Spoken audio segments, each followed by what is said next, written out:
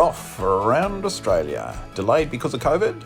We've packed, repacked, got the bike serviced. Let's go.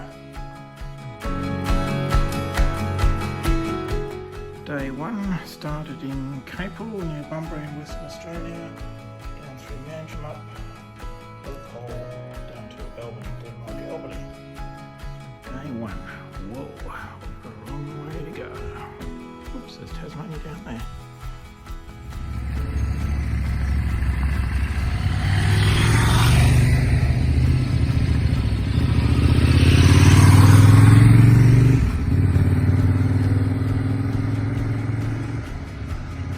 Leaving late April, we were going to ride through a fair bit of smoke haze through the southwest of WA as the government department try and burn off as much native forest as possible to attempt to reduce the fire load in the upcoming summer.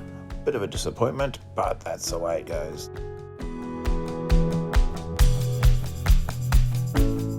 So Byron's plan for this trip was to ride around Highway 1, the outer ring road that goes all the way around Australia. And we had a bit of company for the first couple of kilometres as Marius joined us. We went through Donnybrook, and then at Bailing Up we stopped for a coffee, and then it was just the two of us for the next 6 weeks.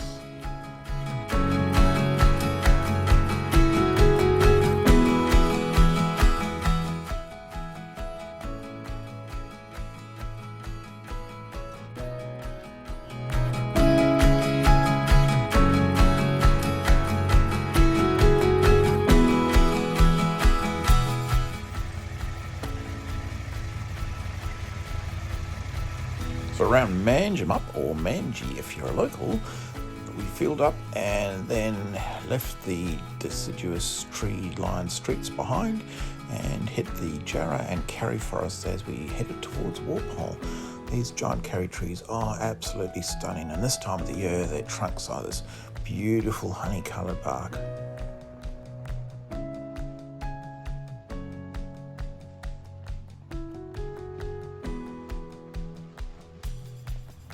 Living the dream, as they say. Well, Byron's childhood dream to ride around Australia on Highway 1, and we were doing it.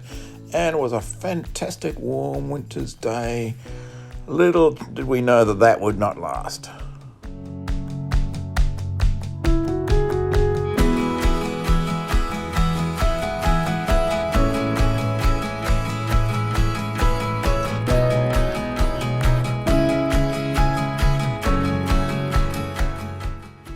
Sporadic farmland gives way to just forest for most of the ride to Walpole, and being the last day of school holidays, there was a fair bit of traffic heading back north as we headed south.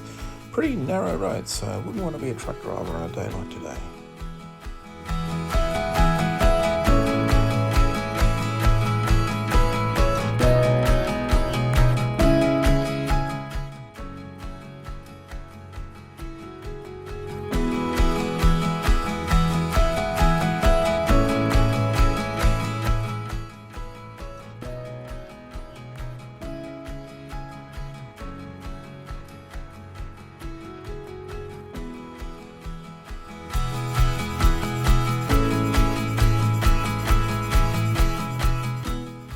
Sliding into Walpole for a late lunch. This is our first bit of riding on the south coast of Western Australia. In Walpole, and it's a hot day. Well, it's 20 degrees, which is a hot day for Walpole. So planning this ride, I was worried about the cold parts, and Byron was worried about the hot parts. So when we got back, first met up yesterday, he was going to say, well, we're going to be too hot, and I'm saying we're going to be too cold. First day on the bikes, it's 25 degrees. We're in Walpole. This is such a hot day, they'll be talking about it for a long time. And I think Byron's right. But tomorrow, I might be saying, Byron, I was right.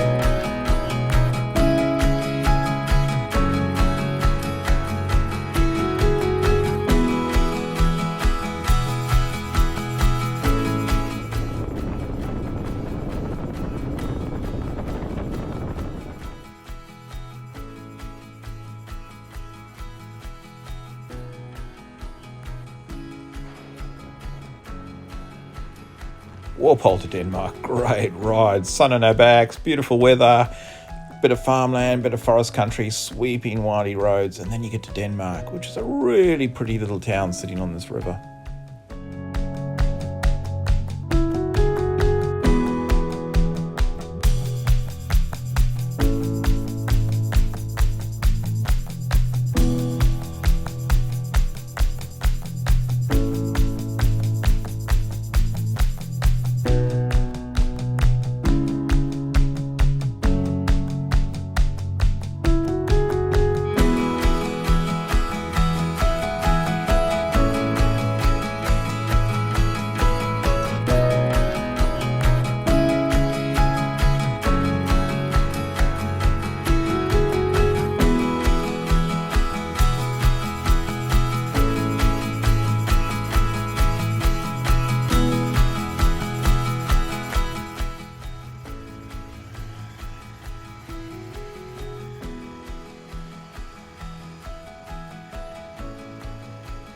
The last leg of the day from Denmark to Albany is a bit of a slog, long, flat, straight roads, a bit of boring farm country. And getting to Albany is great, beautiful town in the right weather, and we didn't have the right weather.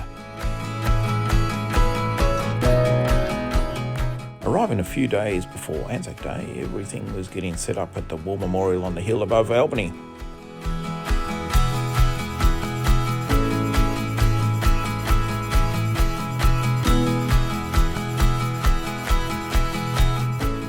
Just like the beginning of the day, the end of the day sees the whole town of Albany covered in thick layer of smoke, so you miss out on that beautiful Albany countryside and that wonderful blue ocean.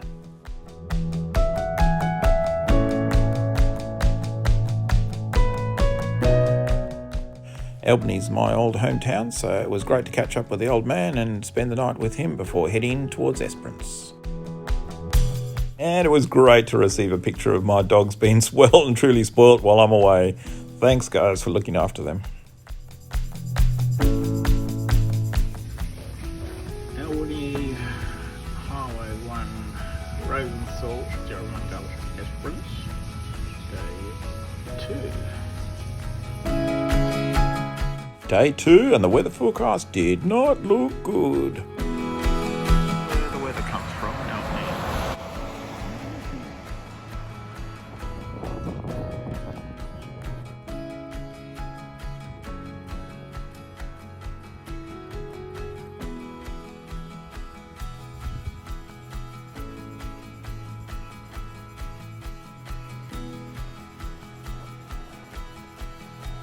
So the weather on the south coast here tends to come in bands from the west heading east, heading that direction. So we were able to choose a little spot between clouds. So we had heavy rain in front of us and heavy rain behind us. And we spent most of the day adjusting our speed just to stay in the sweet spot. So not a bad day, but gee, it was getting cold compared to yesterday.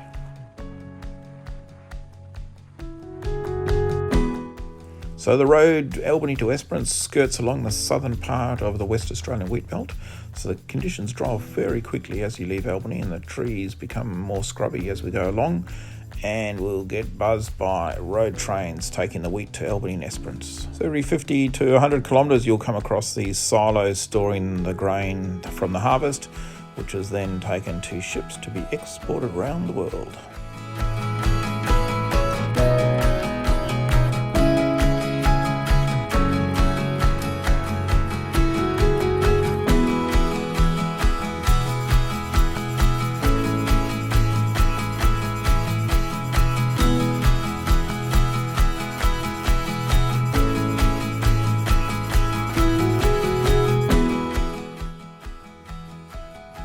Big bushfires had gone through the Fitzgerald National Park.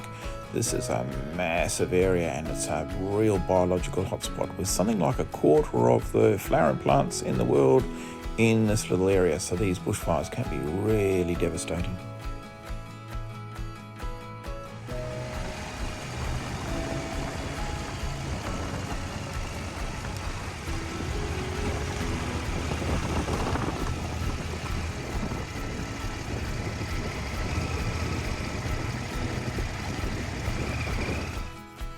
A lot of these small wheatbelt towns will have a roadhouse and engineering works and not much else, and I much prefer to bring some hot water and make my own cuppa than to risk that roadhouse coffee.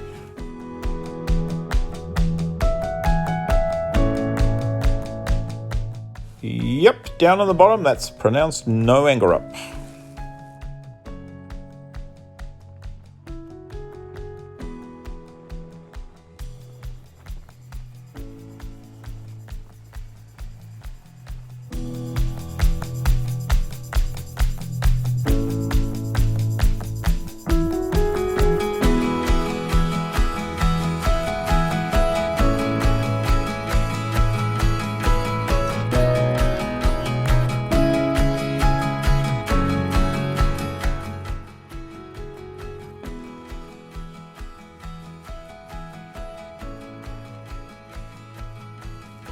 So as you travel through this wheatbelt area, you'll come across a lot of wheat silo art.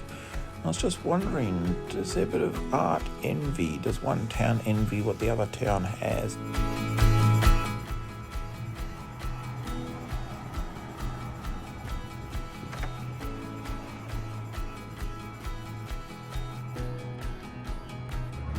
Yesterday, Byron was correct about bringing too much cold weather gear. Today I'm right about bringing a good amount of cold weather gear. It's been a bit nippy and a bit rainy, but we've missed most of the rain and heading towards Esperance now in Roby. All going well.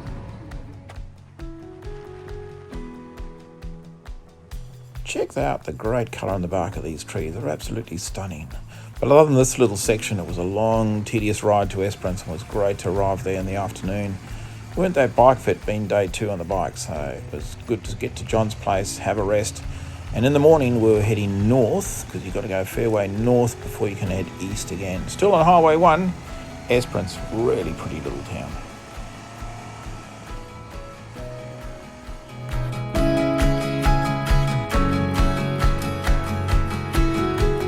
Day 3, you've got to go north to go east. So we go up to Norseman and then across. We are at Baladonia, where we're spending the night out. Geez, the radar imaging wasn't that encouraging, but setting off really early in almost a pre-dawn light, we thought we'd missed most of the heavy rain that had fallen the night before, but it proved to be wrong. We skirted some of the rain, but we got stomped on.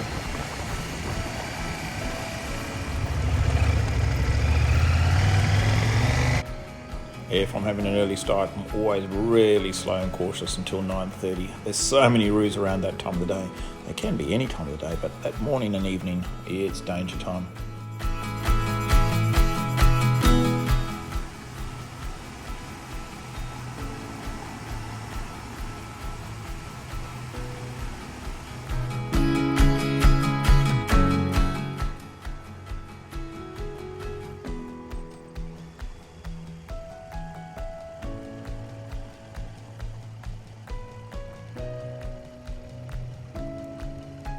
Yep, Byron had me a bit worried there. Thought he was heading back to Albany.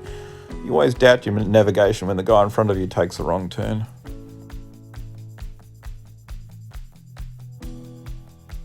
You can see why people refer to the wheatbelt as Big Sky Country. Absolutely stunning as we headed north. But wow, look at that rain that had just missed us. Well, we thought it had missed us, but there was a sting to the tail.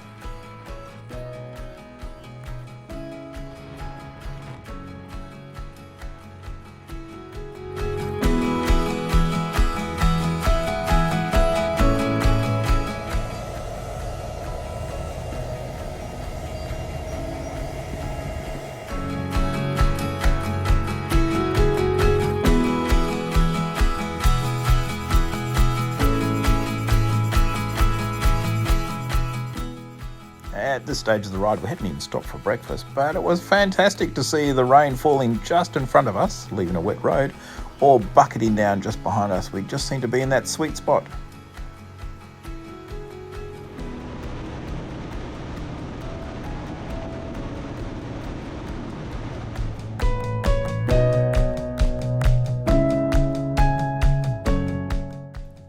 When this country gets rain, it turns into terrible slippery mud.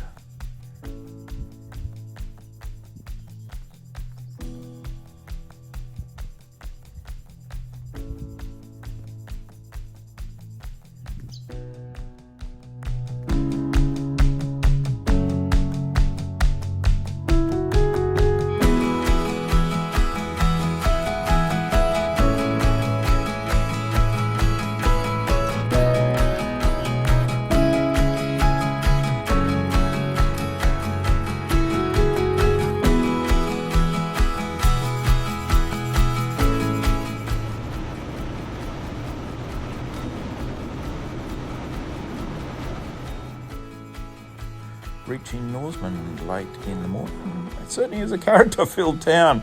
Some interesting buildings around here. Like all mining towns, it's had some boom times and it's had some bust times. Seems to be doing okay. Mostly gold around here. And this is the junction where the road starts heading east. So coming down from Kalgoorlie, you'll get all the transport that has come from Perth in Western Australia, and also the transport coming up from Esperance meet here, and then everything heads east. Last fuel stop, last shop for a long, long time.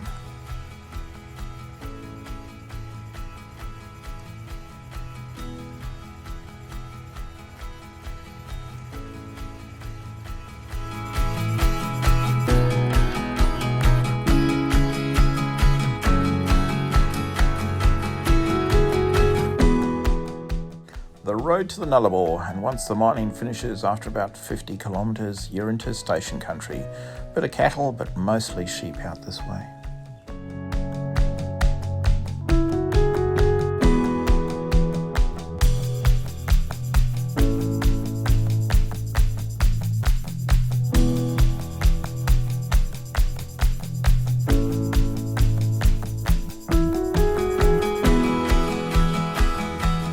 So at this stage of the day, I was pretty smug thinking we'd been smart enough to dodge the rain.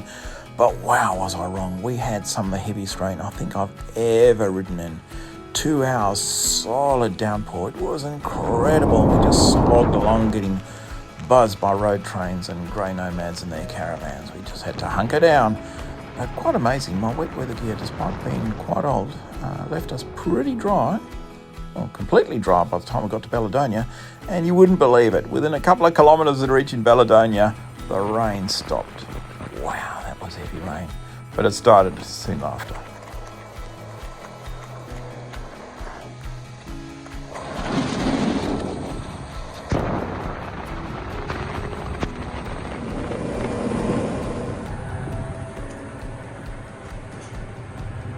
That was fun.